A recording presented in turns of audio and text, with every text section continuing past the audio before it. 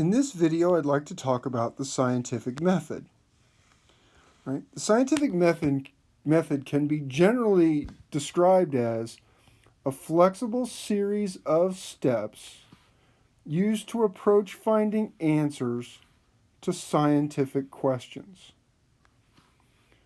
Now, we'll talk about what are considered different steps, and I add something a little different than some other people do. And it has to do with how we handle the observations or data that we get.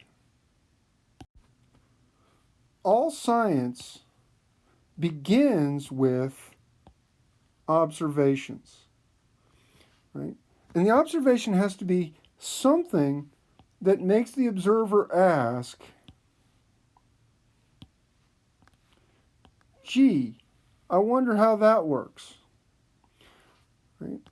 And the observations ultimately must be performed consistently enough to identify patterns in the observations, right? So science is interested in explaining patterns that we see in natural phenomenon.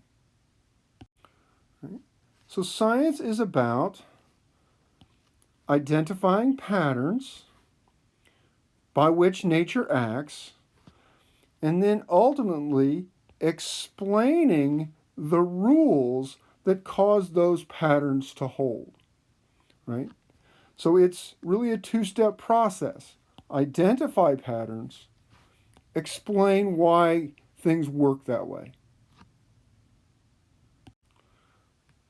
So an experiment is simply a set of observations that are performed under controlled conditions so that we can reduce as much as possible the number of variables we have to consider when we're trying to pull the pattern out of the observations, right? So observations can occur at any time. An experiment occurs when we set up situations where we can make observations under controlled circumstances. So when we consider data, right? Data is a record of the individual results of a series of observations or that come from an experiment. Now, sometimes that is qualitative, right? Observations, things like color, direction, or smell, right? Or results can be quantitative. That is a number that is the result of some kind of measurement using some kind of measurement instrument.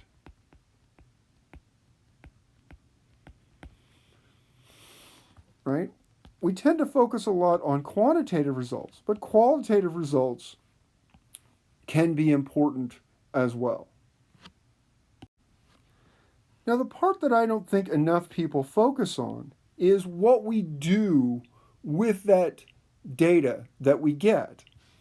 And so there's a process that a lot of discussions of the scientific method leave out. But I think it is one of the most important things, and that is the synthesis.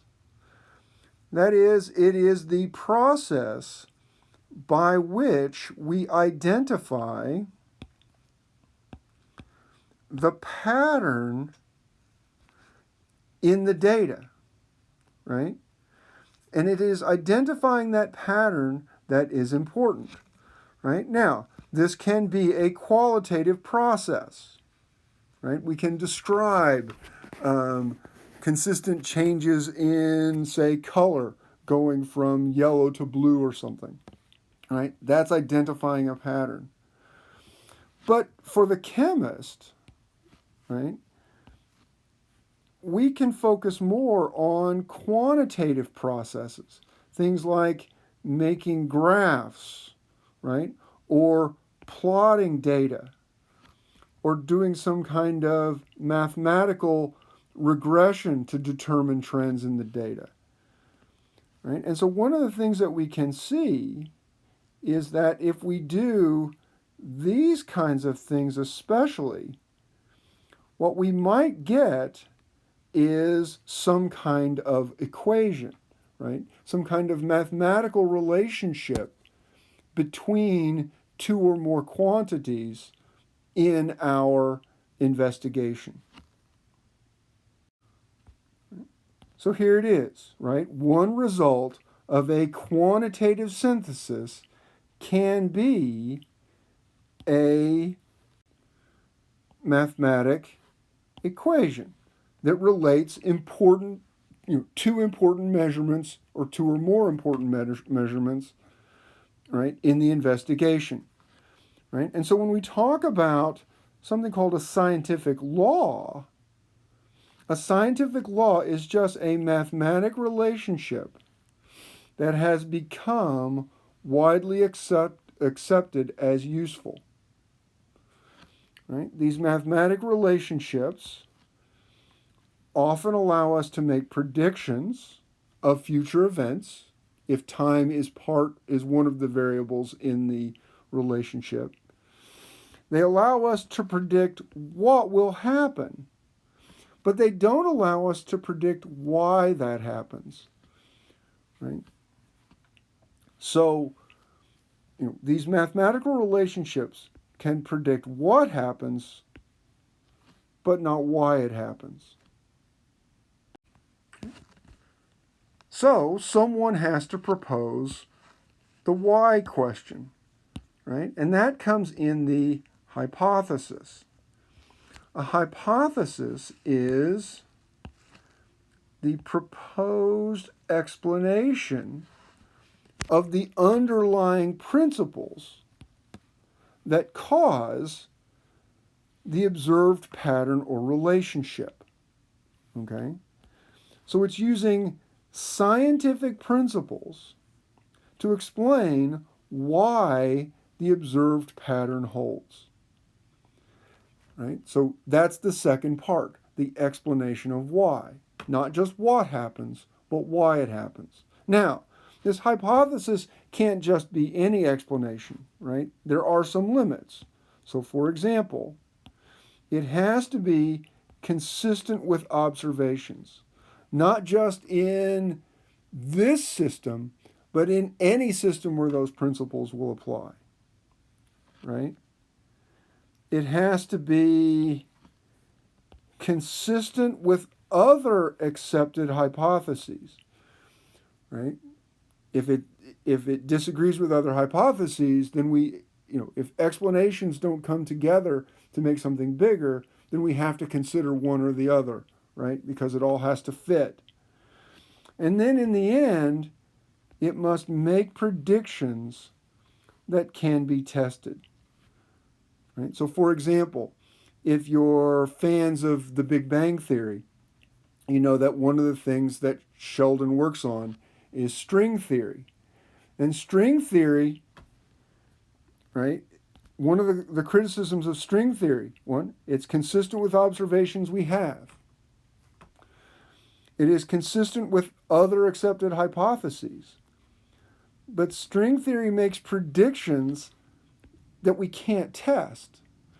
And so that is the criticism. It fails as a useful hypothesis in this third point, right? So it has to make predictions that we can test either now or in the future. And so I guess what keeps string theory working is that, can we come up with methods in the future to test the predictions that string theory makes?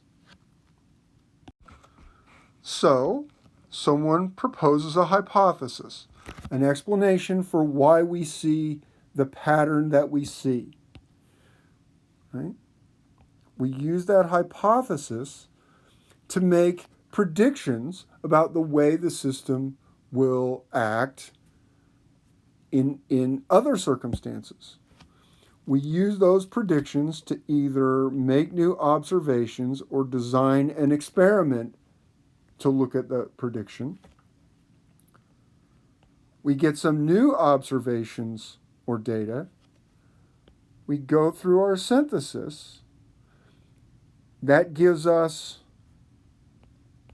a new pattern in that data, and we go back and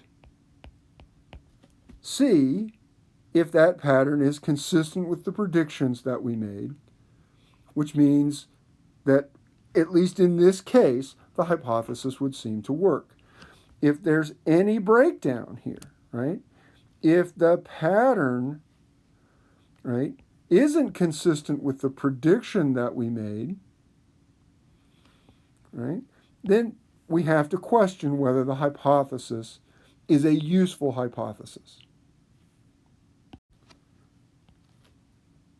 If the hypothesis makes predictions that are supported by new observations, then the hypothesis is supported. Then we use that hypothesis to make new predictions. We test those again by making new observations or performing new experiments. And the cycle continues as long as the hypothesis makes productive predictions. We keep using it and using it and using it to make new predictions, and then ultimately we test the new observations to make sure the hypothesis stays consistent. When a hypothesis is supported enough times with enough evidence that it becomes widely accepted as the best explanation for the phenomenon we're talking about, the hypothesis can then move to become a theory. So a theory is a generally accepted hypothesis. Right? Now, it is still a hypothesis, right? At any point, if observations stop supporting that hypothesis, we may have to reconsider that theory, just like any hypothesis. But when we call something a theory, we're saying it is the hypothesis that right now is the best explanation for whatever it is we're looking at. Now, we've mentioned this before. If the hypothesis makes predictions that are not supported by the observations, the hypothesis is rejected. That is, it is an explanation that doesn't work for us. And then we have to come up with a new hypothesis, right? A new hypothesis must be proposed. Now, it makes sense that a new hypothesis, right? Someone proposing something new might not work. But why would a hypothesis that had been previously accepted suddenly move to be rejected? Right? Right? You know, why would we have believed something before that now we're not going to believe? Well, some things can happen. One, sometimes new technologies lead to new observations, sometimes at different scales. The telescope let us see things farther away and make them much larger. The electron microscope lets us see things very small that we couldn't see in the past, right? So new observations at different scales because of new technologies can lead to different kinds of information that might lead us to reject a particular hypothesis. Now, another thing that happens sometimes is the hypothesis has implications across areas or disciplines. And so the hypothesis appears to work in one area, but when we try to apply it to the other area, it doesn't work. And a useful hypothesis has to work in all areas where it is applied, right? And so there have been times when hypotheses have been accepted in one field, but then another field emerges where that hypothesis can also be applied, and it doesn't explain that other field. And so now we have to go back, and that has to be rejected, and we have to come up with a new hypothesis that works in both places. So here's what the scientific method kind of looks like, right? We start with an observation or experiment. We take those observations or the data from the experiment, and we do a synthesis. We analyze it in some way, looking to see if we can identify a pattern. Right? Once that pattern has been recognized, then we can use that pattern to make predictions. Even if we don't know why that pattern holds, we can still use it to make predictions, and we can see whether our pattern is valid, right? And so we can do a lot of science, right? A lot of investigation in this cycle before we have any clue why the pattern holds, right? But at some point, someone has to take that pattern and try to then figure out why that pattern holds. So someone has to try to explain the pattern by proposing a hypothesis. What are the general physical rules that would explain to us why this pattern holds? From that hypothesis, we can make new predictions, and then we can test those predictions. And again, if our new prediction, if our hypothesis predicts the pattern of information we will see in the new situation, then our hypothesis is useful, right? So we can talk about science here, and we can talk about science here.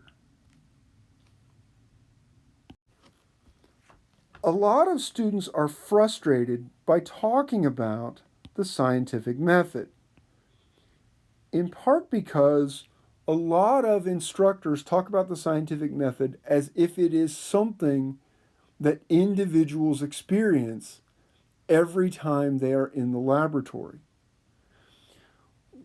What we don't acknowledge enough is that the scientific process is almost always a historical process, not an individual process, right? It can take years, decades, or even centuries, and multiple contributors, people we recognize historically and people that we don't, to work through the scientific method. And in class, we will talk about some examples of that, right? But students should not feel frustrated that each time you go into the laboratory, you don't experience the scientific method, right? All we're doing really is that individual part, right? We cannot experience the historical process of working through all the parts of the scientific method. Most scientists spend their careers in the experiment, synthesis, pattern, prediction, return cycle, right? That's where most scientists spend the majority of their careers, or even all of their careers, right? They never find patterns in their data that disagree with the prevailing hypothesis, right? And so they spend their entire careers really confirming, right, this pattern, right? Using the hypothesis that makes these predictions, but never questioning the hypothesis. Now, there are some scientists, though, that find observations or patterns that are inconsistent with the predictions of the accepted hypothesis. Now, they may find that data, but sometimes because the concepts haven't been developed yet, sometimes because they don't know about those, they're not in positions to propose new explanations. But still, the buildup of these findings that are inconsistent with the prevailing hypothesis leads other people to start looking for those new explanations. Right? There are other scientists, right, whose entire work is they just try to think up new hypotheses to explain patterns that other people haven't been able to explain, right? These are the investigators that we would call theoretical, right? They're trying to come up with new hypotheses that they hope will become the new theories to explain presently unexplained patterns. Now, it is extremely rare when a single scientist, or actually what I should say is a single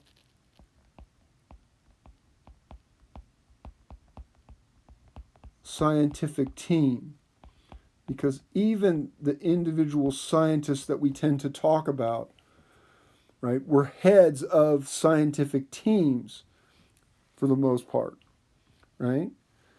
So it is rare when a single scientist or scientific team, right, discovers a new pattern that is not explained by the current hypothesis, who then are the ones to propose a new hypothesis to explain the patterns or observations, right? And so this is where I think a misconception comes in the way the scientific method is discussed with students. Students think individuals are supposed to experience the scientific method. This is extremely rare.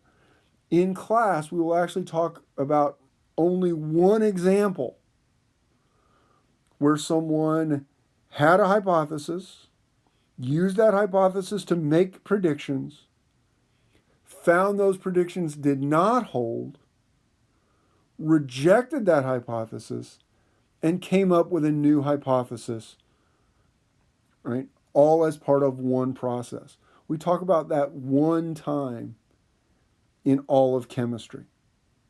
So this is extremely rare.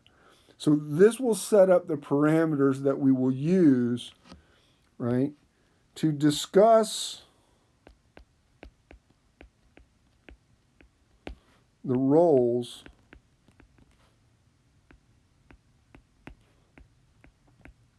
of some scientists